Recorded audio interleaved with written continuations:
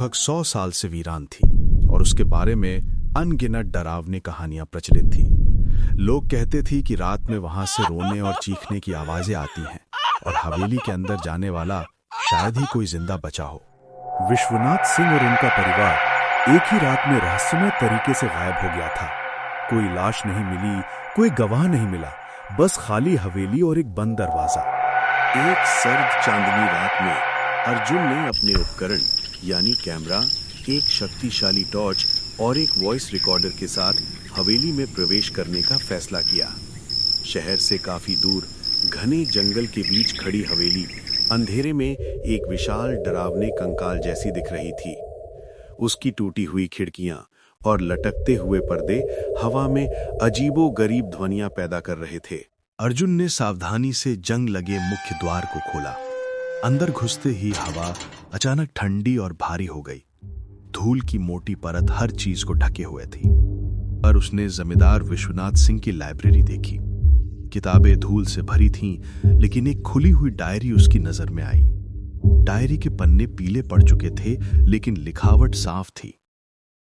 आज रात मैंने फिर उसे देखा, सफेद साड़ी में लंबे बाल। वो रोज रात को आती है। वो कुछ कहती नहीं, बस देखती है। उसकी आंखें वो डर से भरी हुई हैं। मुझे लगता है कि वो हमसे कुछ चाहती है, लेकिन मैं डर के मारे कुछ पूछ नहीं पाता। मेरा परिवार, वे मुझे पागल समझने लगे। जैसे ही अर्जुन ने डायरी का अगला पन्ना पलटना चाहा, उसे पीछे से एक कांपती हुई महिला की फुसफुसाहट सुनाई दी। आवाज बहुत नजदीक थी। बाहर जाओ। उसने खुद को समझाया कि ये शायद पुरानी हवेली की दीवारों में गूंजती हवा या उसका भ्रम हो। उसने हिम्मत जुटाई और ऊपर की मंजिल पर गया। सीढ़ियां हर कदम पर कर्कश आवाज कर रही थी, जैसे हवेली उसे अंदर ना जाने की चेतावनी दे रही हो। ऊपर की मंजिल पर कई बेडरूम थे। एक बेडरूम में उसने एक पुराना झूला देखा। जैसे ही अर्जुन झूले के पास पहुंचा, झूले ने धीरे धीरे अपने आप हिलना शुरू कर दिया। कोई हवा नहीं थी, कमरे की खिड़की बंद थी। अर्जुन के दिल की धड़कनें तेज हो गईं। चीख के साथ ही कमरे का तापमान अचानक गिर गया। अर्जुन ने देखा कि हवा में धूल के कण तेजी से घूम रहे थे, जैसे कोई अदृश्य शक्ति कमरे के केंद्र में घूम रही हो। फिर वो हुआ जिसकी उसने कभी कल्पना नहीं की थी। सामने की दीवार पर जहां एक बड़ा आईना लगा था, वहां जमींदार विश्वनाथ सिंह की धुंधली परछाई दिखाई दी। उनकी आंखें खून जैसी लाल थीं और उनके चेहरे पर दर्द की एक भयानक अभिव्यक्ति थी। परछाई ने धीरे धीरे अपना हाथ उठाया और आईने पर कुछ लिखने लगी। वो मेरी नहीं थी। अर्जुन का गला सूख गया। ये कोई अंधविश्वास नहीं, हकीकत थी। जमींदार का भूत या उसकी पीड़ा अभी भी इस जगह पर मौजूद थी। तभी कमरे के दूसरे कोने से एक छोटी लड़की की हंसी की आवाज आई, एक मीठी लेकिन बेहद डरावनी। अर्जुन ने अपने टॉर्च को उस दिशा में घुमाया। कोने में एक गुड़िया पड़ी थी। गुड़िया की आंखें कांच की थीं और वो अर्जुन को घूर रही थीं। जैसे ही अर्जुन ने टॉर्च चमकाई, गुड़िया का सिर अपने आप मुड़कर उसकी तरफ आ गया। डर अब उसके तर्क पर हावी हो गया था। यह हवेली सिर्फ भूतों का घर नहीं थी। ये दर्द, विश्वासघात और गुस्से का एक जमावड़ा था। अर्जुन को एहसास हुआ कि वो इतिहास नहीं बल्कि शिकार बन रहा है। उसने तुरंत वहां से भागने का फैसला किया। वो वापस सीढ़ियों की ओर दौड़ा। जब वो नीचे हॉल में पहुंचा तो उसे लगा जैसे कोई तेज रफ्तार से उसके पीछे दौड़ रहा है, लेकिन जब वो मुड़ता तो कुछ नहीं दिखता। उसने मुख्य द्वार की ओर भागना शुरू किया। तभी उसकी नजर दीवार पर टंगी जमींदार विश्वनाथ सिंह की एक बड़ी पुरानी पेंटिंग पर पड़ी। और फिर सबसे भयानक बात हुई। पेंटिंग में बनी जमींदार की आंखें हिल गईं। वे अर्जुन को घूर रही थी और उनके होठों पर एक भयानक शातिर मुस्कान आ गई। तुम भी यहीं रहोगे। पेंटिंग से एक धीमी भयानक आवाज आई। अर्जुन ने पूरी ताकत से दरवाजे को धक्का दिया और अंधेरे जंगल में भाग गया। उसने पीछे मुड़कर नहीं देखा। वो तब तक भागता रहा जब तक वो शहर के बाहर उजाले वाली सड़क पर नहीं पहुंचा। हांफते हुए वो जमीन पर गिर पड़ा। जब वो थोड़ा शांत हुआ तो उसने अपनी जेबें टटोली। टॉर्च और कैमरा सलामत थे, लेकिन ध्वनि रिकॉर्डर गायब था। अर्जुन ने उस हवेली का जिक्र करना छोड़ दिया। अर्जुन की नींद अब सपनों का नहीं, बल्कि एक अंतहीन दहशत का शिकार बन चुकी थी। हर रात ठीक 3:17 पर उसके कमरे में गुलाब की वो सड़ी हुई खुशबू फैल जाती। फिर शुरू होती वो छोटी लड़की की हंसी, मीठी लेकिन कांटों वाली। डायरी के आखिरी पन्ने पर जहां जमींदार विश्वनाथ सिंह ने लिखा था, वो गुलाब नहीं थी, वो शाप था। मेरी बेटी ने उसे चुना और अब हम सब उसकी कीमत चुका रहे हैं। अगर कोई आए तो उसे बता देना, रानी कभी माफ नहीं करती। रानी कौन थी? अर्जुन का तर्कवादी दिमाग अब पूरी तरह टूट चुका था, लेकिन जिज्ञासा ने फिर से उसे हवेली की ओर खींच लिया। इस बार वो अकेला नहीं किया। उसने अपनी पुरानी दोस्त डॉक्टर नेहा को बुलाया, एक पैरानॉर्मल इन्वेस्टिगेटर। दोनों ने रात के 2 बजे हवेली में प्रवेश किया। इस बार हवेली और भी ज्यादा जीवंत लग रही थी। मुख्य द्वार अपने आप खुल गया, जैसे कोई उनका इंतजार कर रहा हो। अंदर घुसते ही यहाँ ऊर्जा का स्तर असामान्य है। कुछ बहुत पुराना और बहुत गुस्से में है। वे सीधे ऊपरी मंजिल पर गए जहां अर्जुन ने गुड़िया देखी थी। कमरा अब और भी ठंडा था। झूला अभी भी हिल रहा था, लेकिन इस बार तेजी से। हा हा हा, रानी आई है। हा का चेहरा सफेद पड़ गया। ये कोई बच्चे की आवाज नहीं है, ये परतदार है। तभी कमरे की दीवार पर खून की बूंदें टपकने लगीं। ताजा खून। बूंदें जमीन पर गिरकर एक आकृति बना रही थीं, एक छोटी लड़की की जिसके हाथ में एक गुलाब था। अर्जुन ने देखा कि गुड़िया अब कोने में नहीं थी, वो झूले पर बैठी थी और उसका सिर 180 डिग्री घूम चुका था। पापा, क्यों छोड़ा मुझे? गुड़िया की आवाज में एक बच्चे की मासूमियत थी, लेकिन शब्द किसी और के थे। अर्जुन पीछे हटा।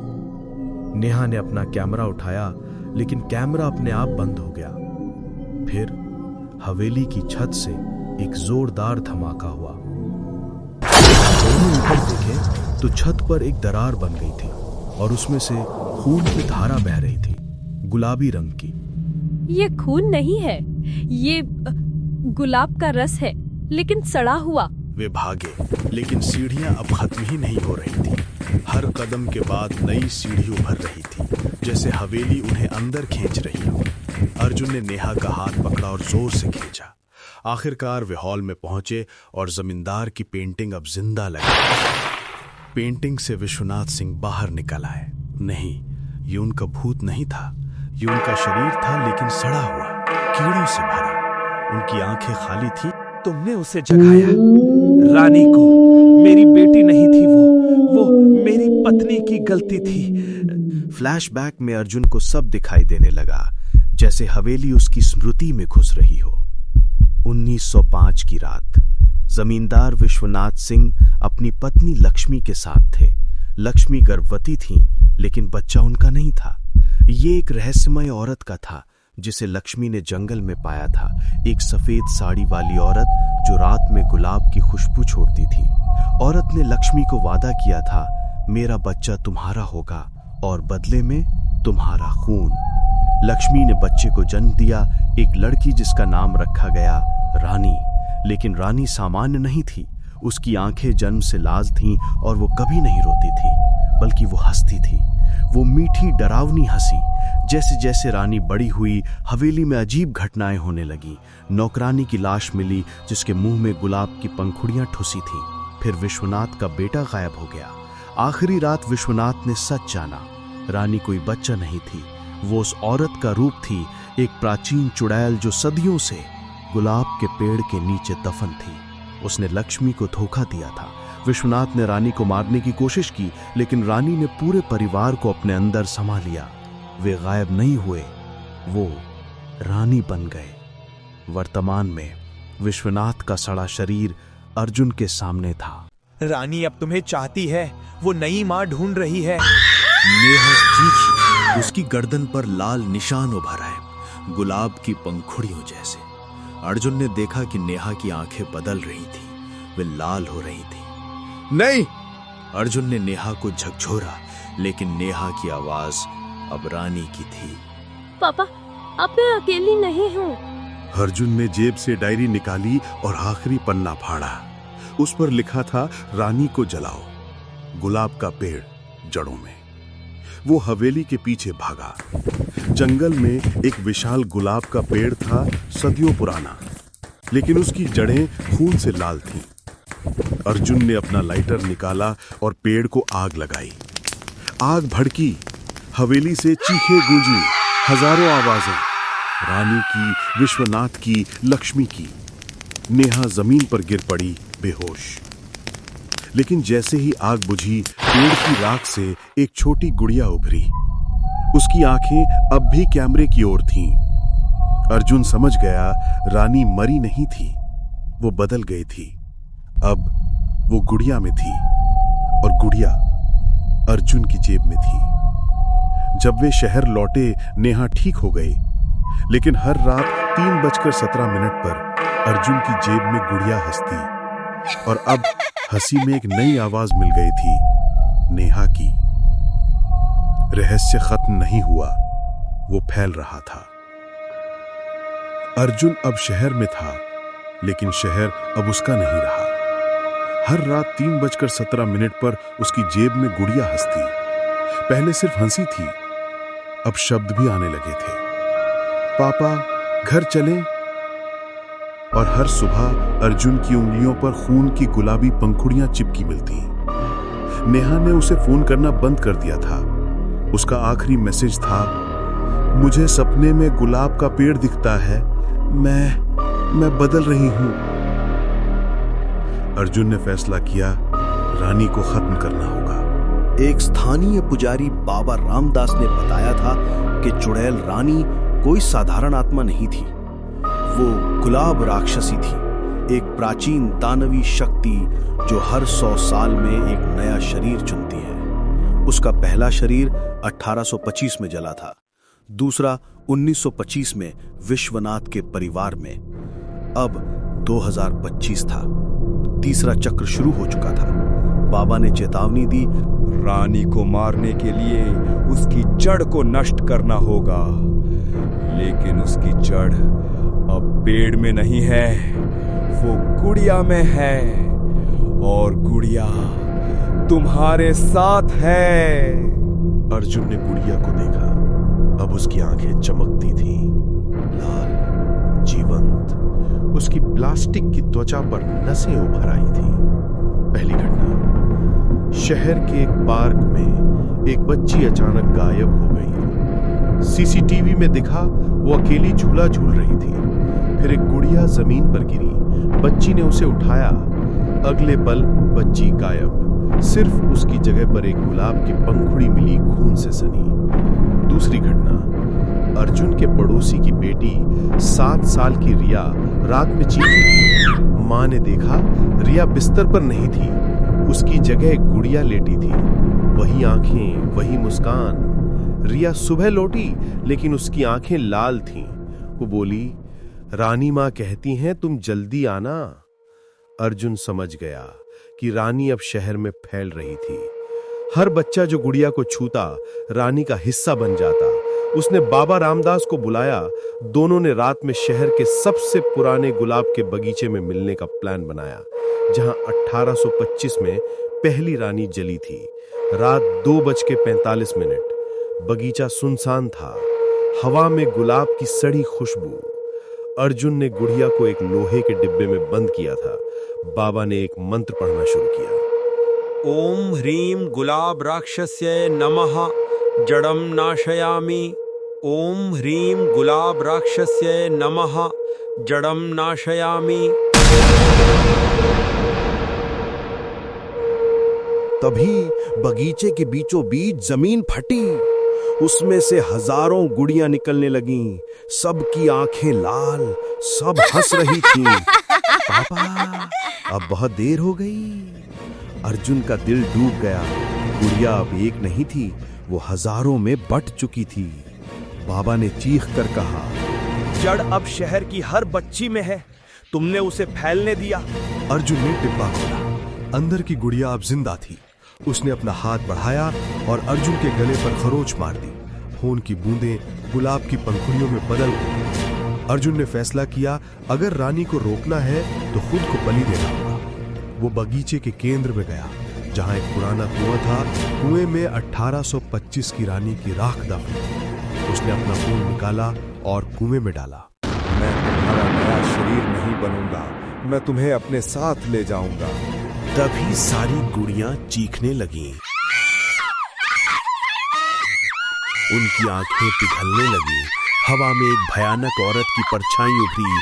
सफेद साड़ी, लंबे बाल, लाल आंखें। नहीं, तुम मेरे नहीं बन सकते। अर्जुन ने गुड़िया को कुएं में फेंका और खुद भी कूद गया। अंधेरा।